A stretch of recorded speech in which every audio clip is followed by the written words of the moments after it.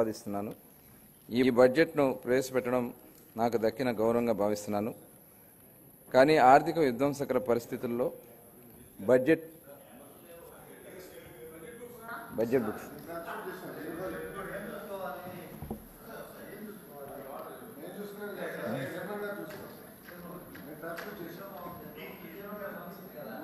Books వచ్చింది.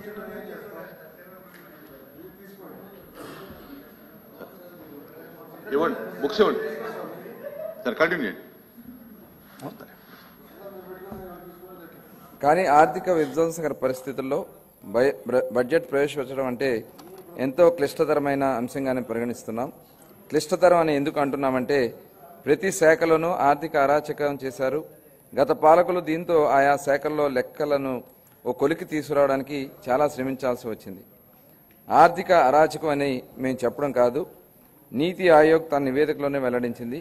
ఆంధ్రప్రదేశ్ రుణ సామర్థ్యం 0కు చేరుకుందని, అంటే మన రాష్ట్రం ఇక అప్పు తీసుకునే వీలు లేని స్థితికి చేరుకుందని వెల్లడించింది. అంటే భారతదేశంలో మొత్తంలో అప్పు తీసుకునే శక్తి లేని ఏకైక రాష్ట్రంగా మన రాష్ట్రం మిగిలింది. ఈ పరిస్థితుల్లో బడ్జెట్ను ఎలా రూపొందించాలని తలలు పట్టుకుంటున్న స్థితిలో ముఖ్యమంత్రి గారు చెప్పిన మాటలే మార్గదర్శకంగా నిలిచాయి. అధ్యక్ష, అణుదాడిలో విధ్వంసకరమైన హిరోషిమా నగరం లేచి నిలబడగా లేనిది ఆర్థిక విధ్వంసం జరిగిన ఆంధ్రప్రదేశ్ను తిరిగి నిలబెట్టలేమా అన్న మాటల స్ఫూర్తితో ఈ బడ్జెట్ను రూపొందించింది. అధ్యక్ష, గత ఏడాది మన రాష్ట్ర ప్రజలు ఎన్డీఏ కూటమిపై విశ్వాసం ఉంచి నవశకానికి నాంది పలికారు. రాష్ట్ర ప్రజలు ఈ అపూర్వమైన తీర్పుతో రాష్ట్రాన్ని సరైన మార్గంలో నడిపించి వారి ఆకాంక్షలను నెరవేర్చాల్సిన గురుతర బాధ్యతను మా ప్రభుత్వానికి అప్పగించారు. ఈ ఏకపక్ష తీర్పు బ్రాండ్ ఆంధ్ర పునర్నిర్మాణంలో మా నిబద్ధతకు పునరుత్తేజం ఇచ్చింది.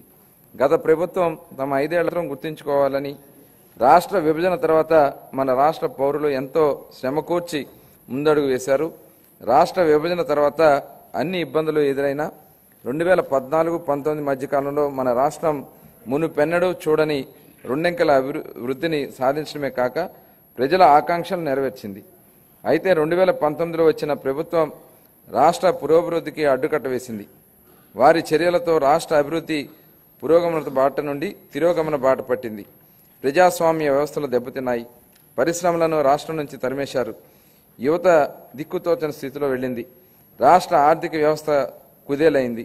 ప్రజా సంక్షేమాన్ని మరిచి కక్ష సాధింపు రాజకీయాలు, ప్రతిపక్ష నోళ్లు మూయించడం పైనే గత ప్రభుత్వం దృష్టి సారించింది.